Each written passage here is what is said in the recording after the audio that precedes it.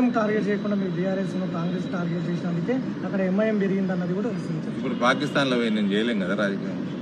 మా పార్టీ హిందుస్థాన్లో ఉంది.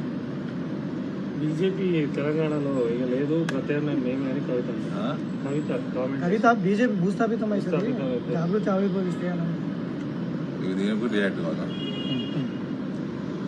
ఇప్పుడు కావాలా దీనికి రియాక్ట్ అంటే నిజామాబాద్ నుంచి ఆమె అడుగు పడుతుంది అన్నది కదా జాగృతి. సరే, ఎవరు భూస్థాపితమైనరు, ఎవరి వల్ల భూస్థాపితమైనరు, ఎవరు ఏ పార్టీ వల్ల భూస్థాపితమైనరు మీకు తెలియదా, నాకు తెలియదా, ఆమెకు తెలియదా?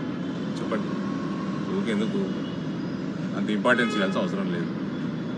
మహిళ, మా జిల్లా కోడలు, గాడ్ బ్లెస్ సార్. అంటే మీ సెగ్మెంట్లోనే మెట్పల్లి కానీ రాయపల్లి కానీ మీ చేతిలో ఉన్నా కూడా మా చేతులు ఎట్లున్నాయి బ్రదర్? ఇప్పుడు మాకు రావద్దని అన్ని పార్టీలు కలిసినాయి. బీఆర్ఎస్ కాంగ్రెస్కి ఓటేసింది. ఇప్పుడు జీవన్ రెడ్డి గారు కూడా పెద్ద మనిషి, we all have sympathies towards him. ఆయన మళ్ళా ఏడుపు స్టార్ట్ చేసిండు ఎలక్షన్లు అయిపోయినాక. ఎలక్షన్లలో చూపెట్టారు టీవీ ప్రతాపం. ఎందుకు సపోర్ట్ చేసినావు మరి కాంగ్రెస్కి? సంజయ్ కుమార్ కాంగ్రెస్కి ఎందుకు సపోర్ట్ చేసి? డిఫర్ కానుంటే డిఫర్ కాలేదు, వాళ్ళ మనుషులు చేసుకున్నారు. ఇప్పుడు రాయకాల్ అయితే గమ్మత్ చూడండి. బీఆర్ఎస్ చైర్మన్ అభ్యర్థి ఎలక్షన్ నాడు, చైర్మన్ ఎలక్షన్ నాడు కాంగ్రెస్ కండవ కప్పుకోడు. కాంగ్రెస్ చైర్మన్ అభ్యర్థి అయ్యింది. దానికి బీఆర్ఎస్ సపోర్టు, జీవన్ రెడ్డి వర్గం సపోర్టు, సంజయ్ కుమార్ వర్గం సపోర్టు. ఎందుకు? బీజేపీకి భయపడి. మీ పార్టీ కూడా కొన్ని చోట్ల కాంగ్రెస్ ఎక్కడ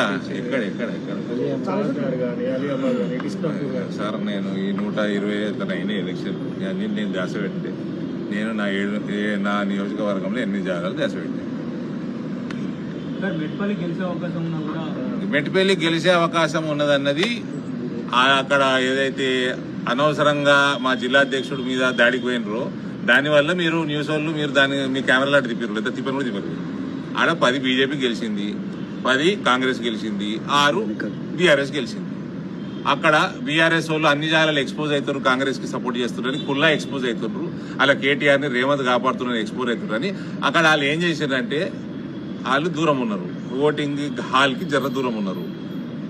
మా బీజేపీ ఆయన సుఖేందర్ గౌడ్ అని ఒక వ్యక్తి, కార్పొరేటరు, కౌన్సిలరు, ఆయనకి ప్రతిసారి ఆయన భార్య ఇద్దరు ఉన్నారు. నేను ఇచ్చే ప్రసక్తే లేదన్నా.